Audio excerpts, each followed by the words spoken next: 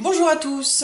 Alors aujourd'hui j'ai décidé, après un petit achat, de vous faire une vidéo sur comment tailler ces crayons pastels, parce que tous ceux qui travaillent avec des crayons pastels le savent très bien. Les crayons pastels, c'est super pour les petits détails très fins comme le poil ou vraiment les détails dans les yeux, etc. Mais quand on en vient à les tailler, ces fameux crayons, et bien là, c'est la galère. Alors quand j'ai acheté ma première boîte de crayons pastel, c'était des Faber-Castell. Je vais vous les montrer. C'était cette boîte-là. J'étais absolument ravie. Je me suis dit super, ils sont magnifiques. Ah là là là là. Voilà. Ils étaient pré-taillés comme ceci. Et je me suis dit, ben génial, bon, bah, de toute façon c'est une taille de crayon normale, on va pouvoir les tailler avec un taille-crayon lambda, classique. Ok, très bien. J'ai essayé une ou deux fois. Très bien, ça marche, je suis contente. Et puis, j'ai investi dans une deuxième boîte de crayons. C'était les Stabilo de chez Carbotello. Enfin, les Carbotello de chez Stabilo, devrais-je dire plutôt. Ravi là aussi. En plus, comme vous l'avez peut-être déjà vu, la boîte des 60 crayons arrivait avec un taille-crayon de la marque Stabilo, exprès pour ces crayons-là. Donc là, je me suis dit, il n'y a plus de soucis, je vais pouvoir les tailler, aucun problème, ils sont faits pour, ils rentrent dedans, c'est parfait. Ouais, j'ai dû tailler 3 fois avec. Et à la 4e fois, ben écoutez, c'est pas compliqué, je vais vous montrer, il se passe plus rien. Ma petite boîte à tailleur de crayon, mon super crayon. Et mon crayon de tout à l'heure. Et là, ben, voilà. Il ne se passe absolument plus rien. Rien du tout. Et j'ai dû tailler, je vous dis, 3 ou 4 crayons avec celui-là. Alors je me suis dit, ok, revenons-en au bon vieux taille-crayon classique. Très bien. Ah bon, alors là, oui, ça va tailler au-dessus parce que le bois lui-même est trop large. Et voilà, ça ne taille plus rien. Super. Alors j'en ai essayé d'autres, hein. Là c'est un comté à Paris. Comté à Paris, même topo. Hein, ça... Même avec leurs crayons, j'ai quelques crayons pastel comté à Paris, ça ne sert absolument à rien. Au bout de 3 taillures enfin 3 crayons qu'on essaye de tailler, il se passe plus rien. Donc du coup, hop, j'ai essayé de mettre tous ces petits taille-crayons que j'ai essayé, voilà, de côté. Et puis j'ai cherché un petit peu sur internet ce qu'on pouvait trouver, ce qu'on pouvait voir. Et j'ai vu qu'un certain nombre d'artistes utilisaient le taille-crayon à manivelle, le taille-crayon de bureau. Donc là, je me suis fait plaisir, j'ai acheté un Dalle, attendez, hop, là qu'on le voit bien, un Dalle 133. Oh, il y a de la... Donc sur Amazon, hein, ça coûte 13-14 €. On peut choisir comment on veut que notre mine soit, si on la veut très fine ou au contraire beaucoup moins en tournant la petite manivelle. Donc moi évidemment je la voulais très fine. Et puis ben, ma foi, les crayons dedans.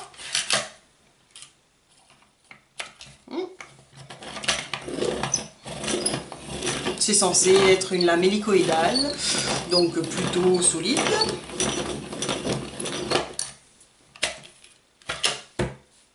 C'est rien passé. Elle n'a pas taillé plus que ça. Donc on se dit, c'est parce que faut sortir la lame, faut la nettoyer. On souffle un peu, on nettoie, un petit coup de... Voilà, pourtant les lames sont encore bien nettes. Bon, rien de transcendant. Tiens, d'ailleurs, il ne veut plus se remonter maintenant, génial. Qu'est-ce qui lui arrive? Bon. Là, voilà. Hop. Donc, j'ai continué mes recherches. J'ai vu qu'il fallait éventuellement passer une mine de graphite dans le taille-crayon.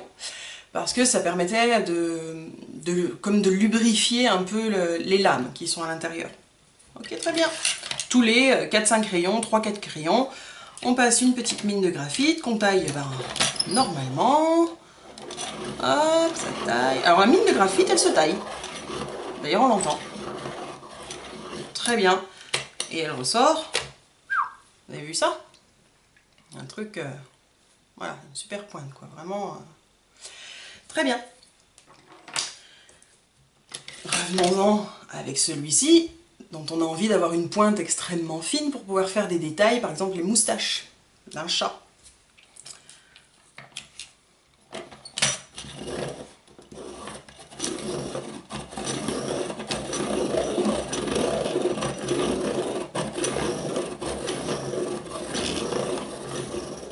Alors il est censé s'arrêter quand c'est assez taillé, là j'ai rien entendu. Il ne s'est rien passé comme vous pouvez le constater. Je suis ravie. Alors ça fonctionne toujours très bien ce taille-crayon sur des crayons de couleur, par exemple des polychromos. C'est vraiment... ça marche toujours aussi nickel, donc tant mieux, il n'est pas fichu. J'en avais acheté un deuxième exprès pour mes pastels. Donc j'en garde un qui va bien pour mes polychromos, et celui-là, ben ma foi, il est un petit peu... Bref, je suis pas très contente d'en avoir payé deux, en pensant en avoir un pour des crayons de couleur vraiment artistes et l'autre des crayons pastel, donc en fait j'en ai un qui me sert à rien, donc ça m'énerve. Je pourrais le revendre, mais bon. Donc ça ne marche pas. Donc j'ai continué de me renseigner, méthode utilisée maintenant, finalement, à l'ancienne, et la bonne vieille lame de cutter, ou la lame de rasoir, et les petites mains. Je vais vous chercher ça. Alors voilà, lame de cutter. Comme je disais, certains utilisent une lame de rasoir. Bon, chacun fait comme il veut. Et puis là, il n'y a pas de risque de se blesser en fait. Quand vous faites comme ça, il n'y a aucun risque. Je vais vous zoomer un peu.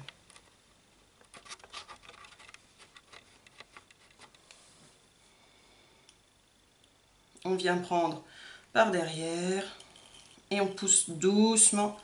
Et en fait, on vient enlever le bois jusqu'à ce qu'on arrive à la mine de pastel elle-même. Donc voilà, nickel, hein. J'ai cassé aucune mine. J'arrive à la longueur de mine que je veux, super, pas de souci. À part que c'est super long. Alors il y en a qui le font certainement plus vite que moi. Moi je suis toujours un peu maniaque, donc voilà. Donc on arrive après à ça. Alors certains continuent, en fait, pour avoir une mine très très fine, avec leur lame, ils continuent à tranquillement venir évider, enfin venir râper leur mine. Ou alors sinon, il y a la solution du papier abrasif. Alors, il en existe. Moi ça c'est carrément du papier qu'on trouve en magasin de bricolage. En plus, il est transparent là parce que en fait, c'est fait pour mettre sur une ponceuse qui est raccordée à un aspirateur. Donc l'avantage, c'est quand vous vous mettez au-dessus de votre petite poubelle et que vous frottez, toute la poussière tombe dans la petite poubelle. Donc ça c'est l'avantage. Donc après, voilà, pour avoir une belle mine, on est obligé d'en passer par là.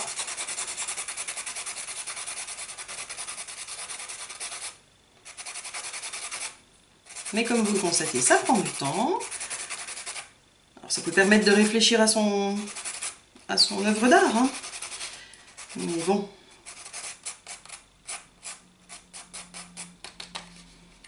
Voilà. On obtient quand même, pardon, une mine qui va permettre après de faire des bons détails assez pointus. Bon. Comme je le disais, ça prend du temps. Et en plus, moi qui suis un brin maniaque, eh ben j'aime pas du tout en fait que le bois il reste comme ça. Alors je sais, vous allez me dire, c'est pas dramatique, c'est pas ça qui fait la qualité du dessin, je sais, mais moi j'aime pas ça. Donc ça prend du temps, ça fait pas propre, j'aime pas ça. Bon, j'ai taillé mes crayons pendant des mois et des mois et des mois comme ça. Je le fais encore, même si ça fait mal au bout du doigt, mais voilà. Et puis un jour, dans une vidéo, je suis tombée sur une artiste qui disait que son mari lui taillait ses crayons pastel avec sa ponceuse électrique. Il fallait voir l'installation, quoi. Et là, je me suis dit, alors là, je vais pas aller chercher la ponceuse de papa pour tailler mes crayons. Par contre, l'idée a fait son chemin, j'ai continué de chercher ce qu'on pouvait trouver dans le même ordre d'idées, et là, tout simplement, ils ont parlé d'une râpe à pied électrique, tout simplement. Attention, ça va faire un peu de bruit. Et là, c'est magique en fait. C'est magique parce que... Alors, je vais vous reprendre un crayon qui est bien plus abîmé que celui-là.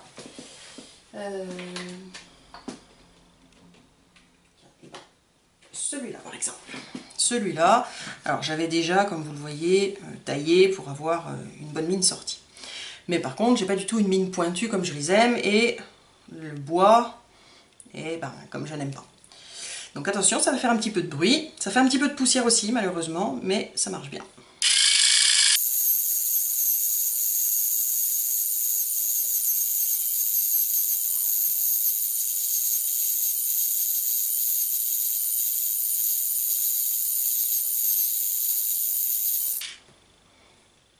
Voilà, regardez ça, c'est pas beau ça.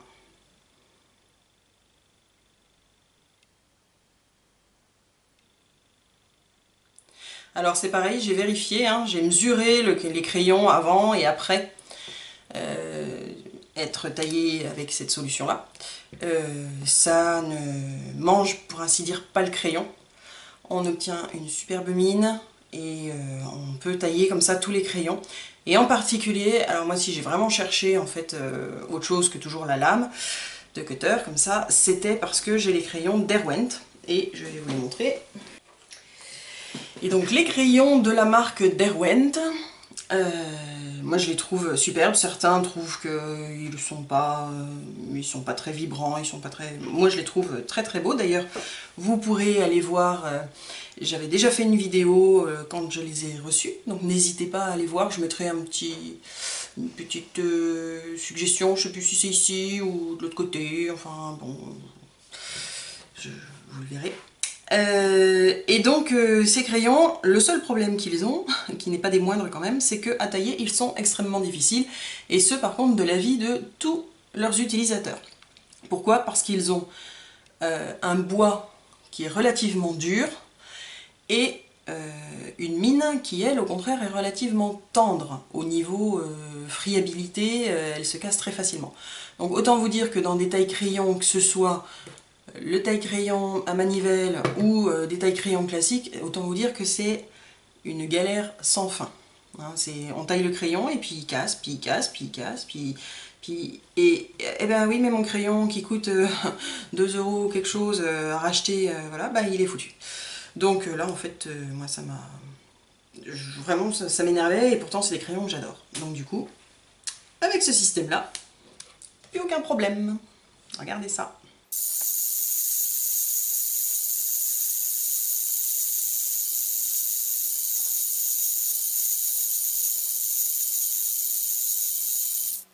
Regardez-moi cette mine de crayon, s'il vous plaît. C'est hyper beau, quoi. Vraiment. Avec ça, vous pouvez aller... Et ça pique, hein. Vous pouvez aller faire des détails hyper fins. C'est absolument génial. Bon, alors après, il est vrai que quelques petits inconvénients, comme je l'ai dit, ça fait quand même un peu de poussière, donc faut y faire attention. La poussière de pastel sec, c'est pas ce qu'il y a de meilleur à la santé, donc faites attention. Moi là je vous l'ai montré sur ma table, mais en fait je me mets au-dessus de ma poubelle, un peu plus basse que moi pour pas avoir de problème. Donc attention à la poussière. Et puis ben forcément ça a un coût quand même, la râpe électrique, évidemment. Donc moi là je l'ai payé 30,46 € en moyenne surface. Jusqu'à présent, quand j'avais vu, je me suis dit oh, bah non, quand même je vais pas investir là-dedans, faut pas délirer. Et puis ben je me suis dit qu'au final 30 € ben c'était un investissement. Quand on voit les résultats, je me dis que ben oui quoi. Et puis ben vous mettez une fois 13-14 € là-dedans, je ne sais pas combien de fois 2 ou 3 € dans un taille-crayon classique. Bon, au bout d'un moment, sans jamais être satisfait bien sûr, au bout d'un moment ben, on arrive facilement aux 30 €. Alors bien sûr, certains pourront me dire, la lame de cutter, c'est quand même encore ce qui revient le moins cher, c'est facile, ça se... voilà. Ok, je suis d'accord, très bien. Et je ne dis pas que je ne reviendrai pas à ma lame de cutter avec tout simplement mon papier ponce. Mais, bon, j'avoue que pour la maniaque que je suis, et pour m'être fait un petit plaisir, je suis vraiment très satisfaite de ma râpe à pastel, pardon, ma râpe à pastel, devrais-je dire. Comme quoi, on peut détourner n'importe quel objet de son utilisation prévue initialement pour en faire autre chose. Merci à tous d'avoir regardé cette vidéo jusqu'au bout. Si vous avez apprécié et si vous avez aimé, n'hésitez pas à mettre un petit pouce en l'air sous cette vidéo, ça m'aidera beaucoup. Et puis si vous voulez que je vous fasse d'autres vidéos sur des petits trucs et astuces concernant le pastel ou l'aquarelle, n'hésitez pas à me le dire en commentaire ci-dessous. Merci beaucoup, au revoir et à bientôt.